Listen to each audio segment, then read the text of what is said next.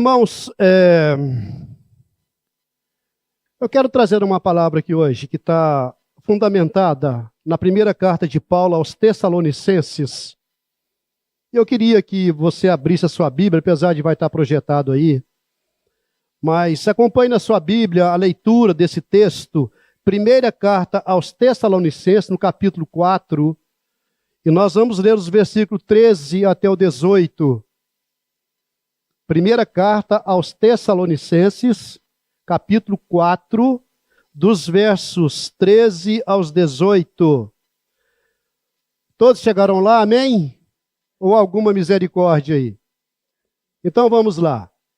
O versículo 13, Paulo começa a escrever assim: Irmãos, não queremos que sejais ignorantes quanto aos que dormem, para que não se entristeçam como os outros que não têm esperança. Se cremos que Jesus morreu e ressurgiu, cremos também que Deus trará, mediante Jesus e com ele, aqueles que nele dormiram. Dizemos a vocês, pela palavra do Senhor, certamente não precederemos os que dormem. Pois, dada a ordem, com a voz do arcanjo e o ressoar da trombeta de Deus, o próprio Senhor descerá dos céus, e os mortos em Cristo ressuscitarão primeiro. Depois nós, os que estivermos vivos, seremos arrebatados com eles nas nuvens, para o encontro com o Senhor nos ares. E assim estaremos com o Senhor para sempre. Consolem-se uns aos outros com essas palavras. Vamos orar, irmãos?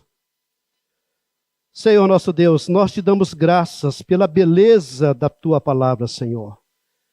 Mas, Espírito Santo, nós reconhecemos que muitas vezes nós não damos muita atenção à tua palavra e te pedimos, Espírito Santo, que hoje, neste momento, neste culto, o Senhor abra a nossa mente, o nosso coração, para que esta palavra possa estar aqui sempre, nos lembrando desta mensagem, Senhor.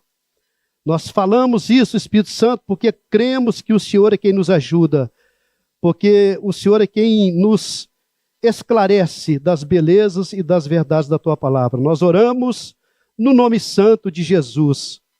Amém, glória a Deus. Queridos irmãos, o apóstolo Paulo, que além de pregador do evangelho, ele era um teólogo. Paulo foi o grande desbravador do reino de Deus. Ele plantou igreja nas mais diversas províncias do império, do tempo dele lá. Império como a Galácia, a Macedônia, a Acaia, a Ásia Menor, são áreas, são zonas que hoje já não tem mais esses nomes.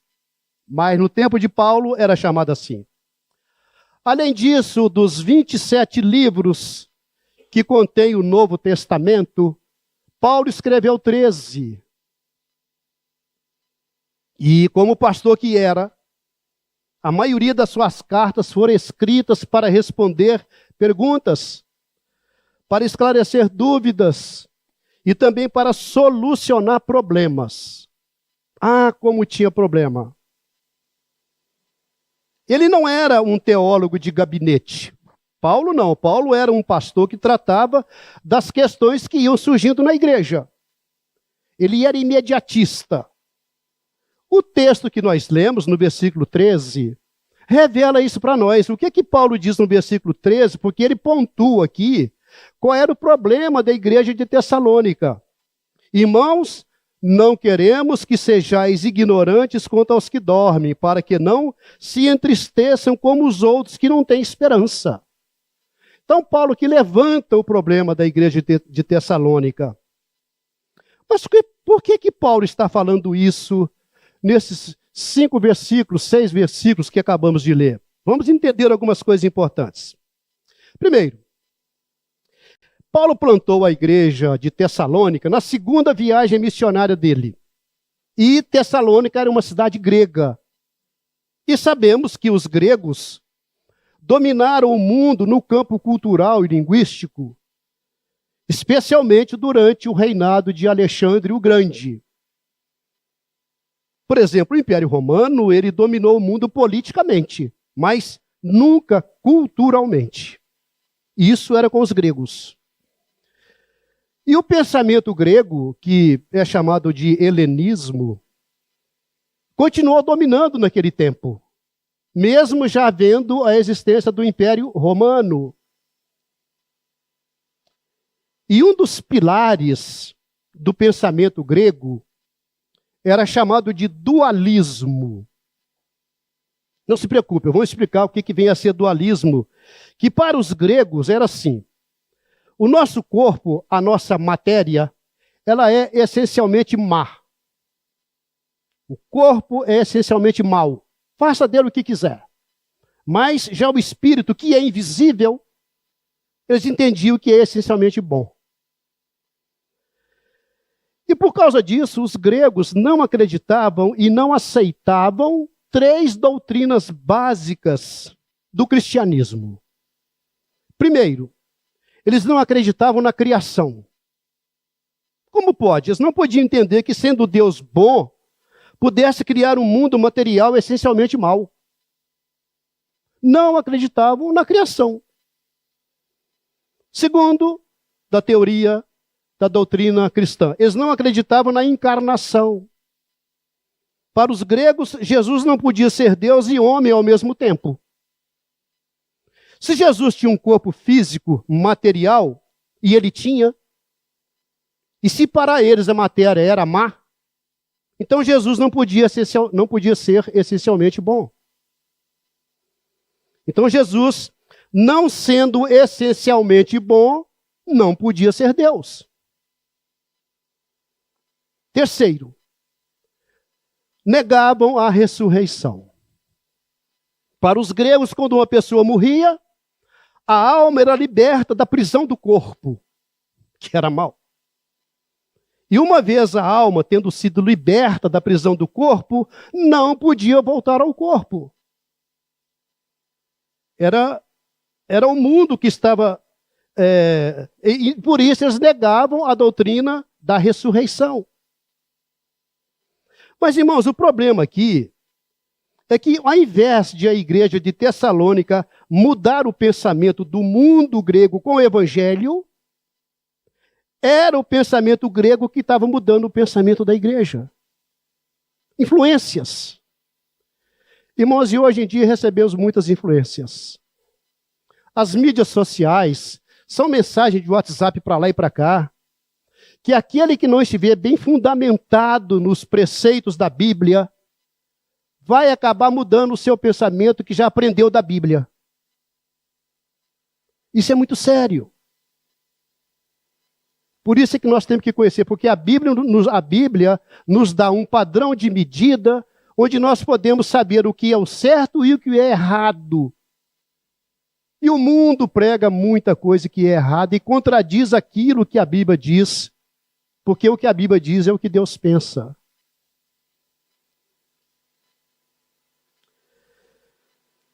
Então, irmãos, o helenismo foi entrando para dentro da igreja, de tal forma que quando um crente morria na igreja de Tessalônica, o que acontecia lá? Tristeza, choro, desesperança. Porque os crentes daquela igreja de Tessalônica não estavam mais acreditando na ressurreição. Quando morria um crente, era um pânico, era um desespero. Porque eles acreditavam que aquela pessoa nunca mais ia ressuscitar. E eu acredito, irmãos, que essa questão ainda existe nos dias de hoje. O que acontece quando uma pessoa morre? Essa é uma pergunta. Às vezes ela é uma pergunta já retórica. Mas veja, se essa pergunta for feita a um ateu materialista, o que acontece quando uma pessoa morre, possivelmente vai responder assim: morreu? Acabou. É só matéria. Não tem mais nada. Irmãos, que esperança que tem nisso? Que esperança há num pensamento como esse? Morreu? Acabou? E se essa pergunta for feita alguém católico, apostólico, romano, certamente vai responder assim: morreu? Então não era uma pessoa tão boa para ir direto para o céu, mas também não era tão má para ir diretamente para o inferno. Vai para o purgatório. A alma fica lá penando, sofrendo, sei lá, 1 ano, 10 anos, 100 anos, não sei, até se purificar para entrar no paraíso. É o pensamento dessa turma aí. E que esperança tem nisso, irmãos? Se essa pergunta, o que acontece quando alguém morre, for feita para um espiritualista, ele vai responder assim: morreu? Ah, não tem problema, o espírito encarna, desencarna, num processo infinito. Não é assim? Irmãos, que esperança que tem nisso? Mas se essa pergunta for feita para uma pessoa de uma outra vertente teológica, talvez ela possa responder assim: morreu? A alma vai ficar dormindo inconsciente. Inconsciente, irmãos, que esperança tem nisso? De vida futura? Mas o que diz a Bíblia? O que diz a Bíblia? O apóstolo Paulo disse uma frase que eu acho era fantástica. Para mim, a morte é um lucro, porque o viver em Cristo, para mim a morte era um lucro, mas o viver é Cristo. Vejam só. Visão de um homem totalmente consciente de quem era Jesus para ele. Morrer para ele era lucro, porque viver é Cristo. Paulo foi um homem que viveu Cristo. Mas eu quero voltar, meus irmãos, a esse versículo 13. Irmãos, não queremos que sejais ignorantes quanto aos que dormem, para que não se entristeçam como os outros que não têm esperança. Paulo aqui está falando para salvos, para a igreja de Tessalônica, para crentes, para a primeira igreja batista de Matosinhos, para você, para mim. E por que Paulo usou essa metáfora do sono aqui, quanto aos que dormem, para descrever essas pessoas que morrem? E aqui eu faço uma pergunta, aquelas perguntas de rodapé de página. O que é que dorme? É o corpo ou é a alma? É claro que é o corpo, irmãos. A alma não morre, a alma não fica inconsciente, a alma não vai para a sepultura. O corpo sim. E lá vai ficar, lá vai se deteriorar. O nosso corpo, a nossa matéria, volta à terra, volta ao pó. De onde veio? Deus nos formou de lá. E o nosso espírito volta para Deus que nos deu. Mas então, por que essa figura do sono que Paulo emprega aqui no versículo 13? Por 2 razões. Primeiro, quando alguém dorme, a ideia de que está descansando. Ideia, está descansando. Como diz em Apocalipse 4,13. Lembram-se? Diz assim: felizes os mortos que morrem no Senhor, eles descansarão de suas fadigas. Felizes os que morrem no Senhor, que descansarão das suas fadigas. Segundo motivo pelo qual Paulo usa a figura do sono. É porque, irmãos, quando alguém dorme, indica que essa pessoa vai acordar. Porque se não acordar, não dormiu. Morreu. E o que significa isso? Significa que a morte não tem a palavra final. Significa que a morte não põe um fim na vida. Significa que a morte não é a última palavra da existência. Então, quando um crente morre, não é um adeus, tampouco um breve. Vamos nos encontrar na eternidade, na glória com o Senhor. Diz a Bíblia que quando Jesus voltar, todos ouvirão a sua voz. Veja essa palavra, todos. Os mortos, todos ouvirão a sua voz e sairão dos túmulos. Uns para a ressurreição da vida, outros para a ressurreição do juízo. E eu pergunto, irmão, onde você vai estar? Porque você vai ser ressuscitado. Esse problema, irmãos, não foi tratado apenas com a igreja de Tessalônica. Havia uma igreja também nessa altura lá que estava passando por um problema sério, que era a igreja de Corinto. A igreja estava enfrentando o mesmo problema aqui de Tessalônica. Porque o pensamento secular estava invadindo a igreja de Corinto, trazendo confusão para os crentes. Hoje o que invade a igreja são as mídias sociais, trazidas pelos próprios crentes. Vamos dar uma olhadinha, irmãos, comigo, e a gente volta para cá rapidinho, lá em Corinto. Vamos lá em Corinto. E vamos ver como é que Paulo tratou do assunto lá em Corinto. E Paulo escreveu sobre a doutrina da ressurreição o maior capítulo da Bíblia que trata desse assunto, que é o capítulo 15 de 1 Coríntios. Depois vocês leiam em casa com tranquilidade o capítulo 15 de 1 Coríntios, vocês vão aprender muito mais sobre a ressurreição. Mas no versículo 12 ele fala assim: ora, se está sendo pregado o evangelho de que Cristo ressuscitou dentre os mortos, como alguns de vocês estão dizendo que não existe ressurreição dos mortos? Aqui Paulo escreve alguns de vocês, então não eram todos. Eram aqueles mais fracos no conhecimento da palavra de Deus. Os mais fracos na palavra de Deus são facilmente dominados por qualquer tipo de vento de doutrina. E lembramos, irmãos, que após a sua ressurreição, Jesus ficou 40 dias dando diversas provas irrefutáveis da sua ressurreição, com diversas aparições. Então, não era possível negar, ele foi visto por muitos. Muitos naquela altura vivos viram Jesus ressuscitado num corpo glorificado. Mas então, por que alguns acreditavam que não existe ressurreição dos mortos, embora acreditassem que Jesus havia ressuscitado? Era a influência grega. Era muito forte a influência grega naquele tempo. E o que é que Paulo vai dizer para esses irmãos é o seguinte, e pode servir para nós hoje. Você não pode aceitar uma verdade sobre a vida de Jesus e rejeitar a ressurreição dele. Porque se os mortos não ressuscitam, então Cristo não ressuscitou. E se Cristo não ressuscitou, meus irmãos, então não é válida a nossa fé. Não vale para nada a nossa pregação e a nossa esperança.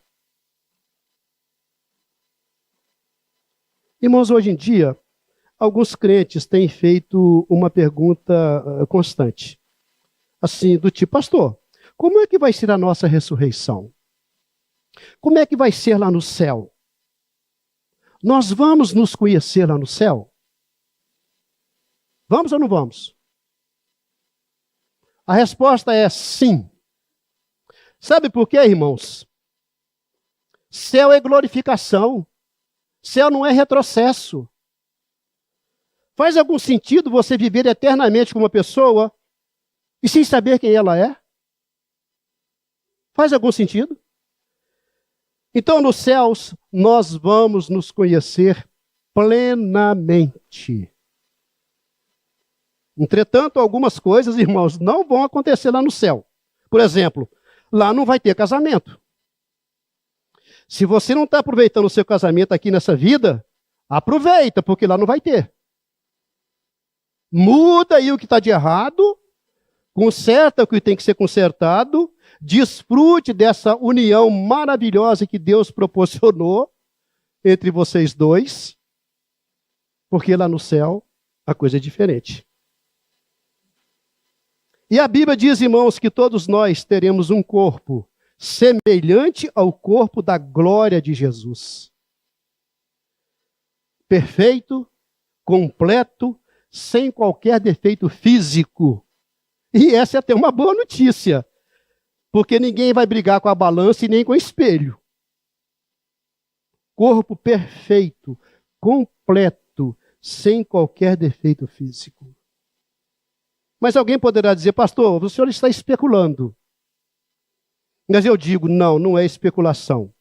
O versículo 15 me confirma isso. Leiam lá no ecrã. Dizemos a vocês, pela palavra do Senhor, Então é pela palavra do Senhor que nós concluímos assim. Não é especulação. Então nós não precisamos especular, o que nós precisamos é crer. Falta mais fé do que qualquer outra ação da nossa parte. É fé. Deixar de especular, mas crer no que diz a Bíblia. Que nós teremos um corpo glorificado igualzinho ao corpo de Jesus, que já está glorificado. Mas então eu quero falar sobre o segundo pilar da nossa esperança, que é o versículo 16. Que diz assim: pois, dada a ordem com a voz do arcanjo e o ressoar da trombeta de Deus, o próprio Senhor descerá dos céus, e os mortos em Cristo ressuscitarão primeiro. Vejam vocês que Jesus voltará dos céus, e essa doutrina da segunda vinda de Cristo, irmãos, é o ápice da nossa fé. É a confirmação da nossa esperança. É a consumação, irmãos, da nossa redenção. Essa volta de Cristo. Jesus voltará, irmãos. Todas as profecias com respeito à primeira vinda de Jesus cumpriram-se literalmente, rigorosamente. E todas as profecias com respeito à segunda vinda de Jesus estão se cumprindo e haverão de se cumprir rigorosa e literalmente. Por que eu digo haverão de se cumprir ainda? Os sinais da segunda vinda de Jesus, irmãos, estão por aí. Vejamos, o engano religioso é um sinal da segunda vinda de Jesus. As guerras e os rumores de guerra. Leia o capítulo 24 de Mateus e confirme isso lá. Os terremotos, os abalos sísmicos, os maremotos, as epidemias, a fome, o esfriamento do amor, pessoas tirando a vida dos outros, sem nenhum amor pela vida dele e do outro. Essas guerras aí. A perseguição religiosa, irmãos. A apostasia, o esfriamento da fé. Até mesmo o desenvolvimento e incremento das ciências. Veja aí, irmãos, vocês têm ouvido falar de inteligência artificial, pois não? Antigamente o homem mandava na máquina. Eu lembro disso. Hoje é a máquina que manda na gente. Dizem que isso é avanço tecnológico. A pregação do evangelho, irmãos, em todo o mundo, é um sinal da vinda de Jesus. Então, irmãos, alertai-vos, porque ele está próximo. Não sabemos quando. Pense nisso, cada dia que passa está se aproximando de cumprir essa profecia da segunda vinda do Senhor Jesus Cristo. Mas há uma pergunta que é a seguinte: como será a segunda vinda de Jesus? Em primeiro lugar, em Atos 11, diz que quando aqueles galileus estavam lá no Monte das Oliveiras e Jesus ascendendo aos céus e olhando, o que acontece? 2 anjos apareceram e perguntaram: Galileus, por que estão olhando para os céus? Esse mesmo Jesus que dentre vocês foi elevado aos céus, voltará da mesma forma como o viram subir nos céus. Em outras palavras, a segunda vinda será pessoal. Ele virá para buscar a sua igreja. E eu posso perguntar, estamos preparados para isso? Está, irmão? Amém? Amém? Irmãos, isso é muito sério. Isso tem que estar no nosso coração e na nossa mente. Eu estou preparado para Jesus voltar. Será que dia que vai ser? Você está seguro? Se Jesus voltar aqui agora, você vai com ele? Mas e como então será a segunda vinda de Jesus? Outra coisa, será visível. Mateus 24, 30. Olha o capítulo 24 aí. Versículo 30 diz: então aparecerá no céu o sinal do Filho do Homem, e todas as nações da terra se lamentarão e verão o Filho do Homem vindo nas nuvens do céu com poder e grande glória. Amém. Glórias a Jesus. Imagine essa cena, irmãos. Diz que todo olho verá. Nenhuma pessoa, irmãos, ainda que esteja na mais profunda caverna, ainda que esteja na mais alta montanha gelada, no mais torre do deserto, ficará de fora de contemplar esse acontecimento da segunda vinda de Jesus.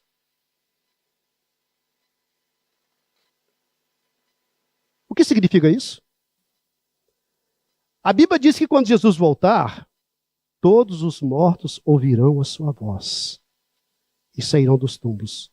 Quando Jesus chamou Lázaro para fora do túmulo, ele teve que falar o nome de Lázaro. Se ele falasse mortos, saiam daí, sairiam todos. Mas ele queria Lázaro apenas. Está lá em João 5, 28 e 29. Podem projetar, eu vou ler consigo. João diz assim: não fiquem admirados com isso, pois está chegando a hora em que todos os que estiverem nos túmulos ouvirão a sua voz e sairão. Os que fizeram o bem ressuscitarão para a vida, e os que fizerem o mal ressuscitarão para serem condenados. Uau! De que lado tu estarás? Todos aqueles irmãos que zombaram de Jesus, todos aqueles que bateram em Jesus, todos aqueles que cravaram os pregos nos pés e nas mãos de Jesus naquela cruz, que meteram uma coroa de espinho na cabeça, todos aqueles que crucificaram Jesus, mas não somente estes, incluem-se também todos aqueles que rejeitaram Jesus. Todos estes vão ter que ressuscitar para ver Jesus frente a frente. É um tribunal. Na sua glória, e a Bíblia diz que todo joelho vai ter que se dobrar. E toda língua vai ter que confessar que Jesus Cristo é Senhor para a glória de Deus. Que tribunal, irmãos? Tribunal celeste, tribunal divino. Um terceiro ponto, Jesus voltará audivelmente. Dada a palavra de ordem e ouvida a voz do arcanjo e o ressoar da trombeta de Deus. Audível, ele descerá dos céus. A segunda vinda, irmão, será o evento mais público da história da humanidade. Será o evento mais audível da história. Nenhuma pessoa, ainda que surda, naquele dia os seus ouvidos serão destampados, serão abertos para ouvir o ressoar da trombeta de Deus. Mas em quarto lugar, Jesus voltará repentinamente. Diz a Bíblia que vai ser como um relâmpago que risca os céus do Oriente ao Ocidente. Já viram isso alguma vez? É tão rápido que às vezes não dá nem para perceber. É como fechar e abrir de olhos. Quantas vezes você abre e fecha os olhos por dia? Você não saberá, porque é tão rápido que nem sabemos. Sabe o que significa isso, irmãos? Que não vai dar jeito para alguém se preparar de última hora. Ou você tem hoje azeite na sua lâmpada, ou naquele dia não vai ter mais chance.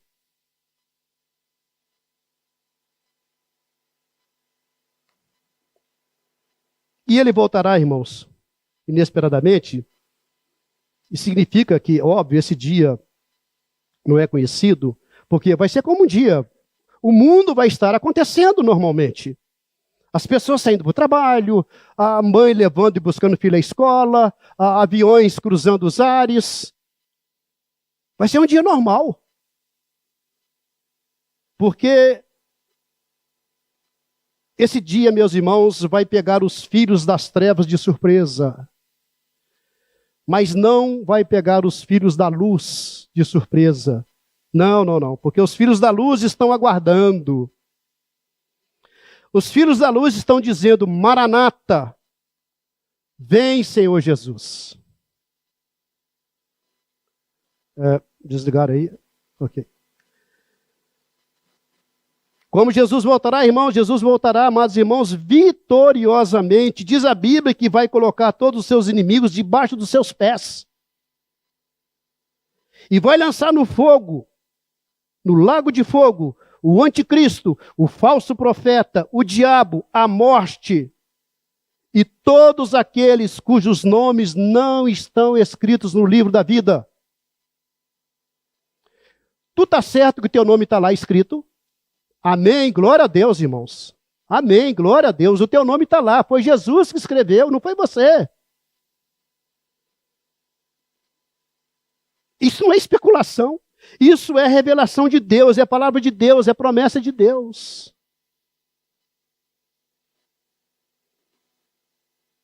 Mas vamos ao terceiro pilar da nossa esperança, que diz assim: e os mortos em Cristo ressuscitarão primeiro. É muito importante entender isso, irmãos, porque Paulo aqui, ele não está comparando os mortos com Cristo em relação aos que morreram sem Cristo.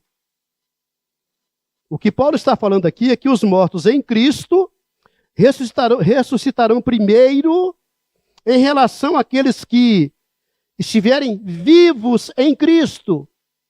Entenderam? Estão lá os mortos que morreram em Cristo e estão aqui os vivos que estão vivos em Cristo. Mas lá os mortos vão se levantar primeiro, para depois ele vir aqui e arrebatar esses que estiverem vivos. Nós, somos nós. Jesus, Paulo aqui está falando para crentes. Então, meus irmãos, quando Jesus voltar, duas coisas vão acontecer. Primeiro, os mortos em Cristo ressuscitam. Está claro isso. Segundo, os que estiverem vivos serão arrebatados. Vamos imaginar que Jesus está voltando agora. Então essa igreja será arrebatada. E todos aqueles que estão preparados serão levados com Jesus. Não basta estar salvo, irmão, você tem que estar preparado. Isso daria um outro sermão. A seguir, vamos nos encontrar com os crentes que já foram ressuscitados. Vamos conviver com eles no céu. Mas a pergunta é, como será o corpo da ressurreição, pastor? Paulo dedicou um tempo para responder essa pergunta. Vamos lá em Coríntios, 1 Coríntios 15, 35. Quando ele escreveu assim: mas alguém pode perguntar, como ressuscitam os mortos? Que espécie de corpo virão? É uma pergunta muito recorrente ainda hoje. Em que corpo vem você? Quer saber como é que vai ser o seu corpo? Você tem curiosidade de saber como vai ser o seu corpo no céu? Irmãos queridos, querendo ou não, aceitando ou não, o nosso corpo começa a envelhecer no dia que nascemos. O tempo não para. O tempo vai passando, algumas rugas começam a aparecer na cara. As mulheres, principalmente, elas dão mais jeito do que os homens nisso daí, né? Com alguns cosméticos ou até mesmo alguma cirurgia plástica, né? Mas chega um tempo, irmão, que não tem jeito mais não. Esse corpo vai ficando cansado, vai ficando velho, muitas vezes doente, e chega a hora da morte. Entretanto, o corpo que vai ser ressuscitado não fica velho, não fica doente, não fica cansado, não tem defeito, nunca vai perder a beleza do corpo semelhante ao corpo da glória de Jesus. Assim vai ser o nosso corpo. E o que significa isso, irmãos? Que Jesus, com o corpo glorificado, entrava numa casa sem precisar abrir a porta. Onde aconteceu isso? João 20, 19. Ao cair da tarde daquele primeiro dia da semana, estando os discípulos reunidos a portas trancadas, por medo dos judeus, Jesus entrou, pôs-se no meio deles e disse: paz seja convosco. Porta trancada, e muito bem trancada, e Jesus entrou. Esse é o corpo glorificado. Com o corpo glorificado, Jesus saía de Jerusalém e aparecia lá na Galileia. São mais ou menos 150 quilômetros a pé naquele tempo, sem precisar percorrer esse trecho a pé. Saía da Galileia e aparecia em Jerusalém. Então, com o corpo glorificado, ele fisicamente foi elevado aos céus. Como lemos agora há pouco. Mas a Bíblia fala de recompensas, irmãos. A Bíblia fala de recompensas.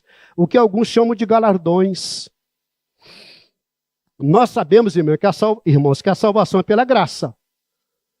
Mas o galardão é pelas obras feitas aqui. Tem crente que recebeu a Cristo. Está salvo. Entretanto, cruzou os braços e não tem nada para apresentar de fruto. Que galardão vai receber essa pessoa em relação aos galardões que Paulo vai receber, por exemplo?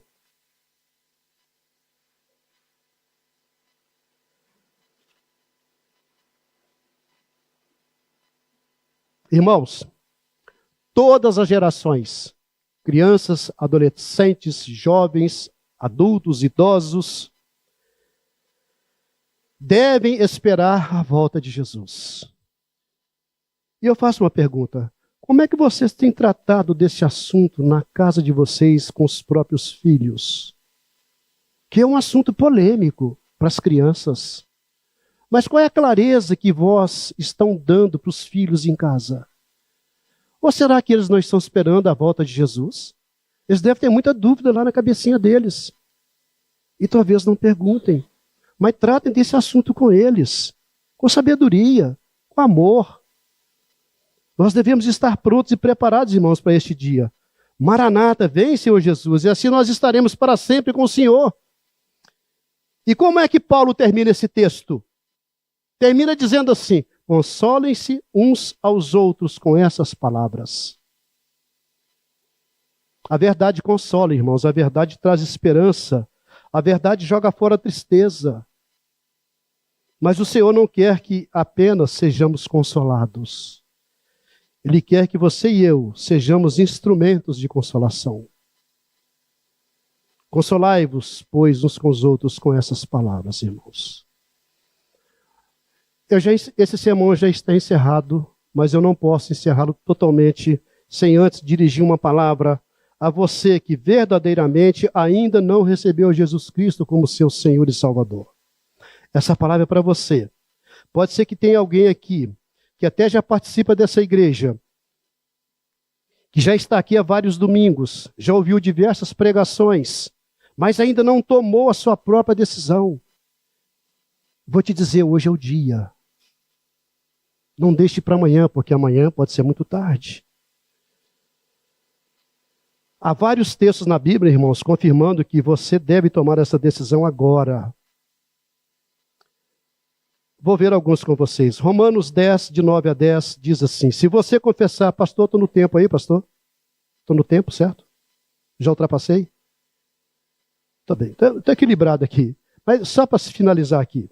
Romanos 10, versículos 9 e 10 diz assim: se você confessar com a sua boca que Jesus é Senhor, e crer em seu coração que Deus o ressuscitou dos mortos, será salvo.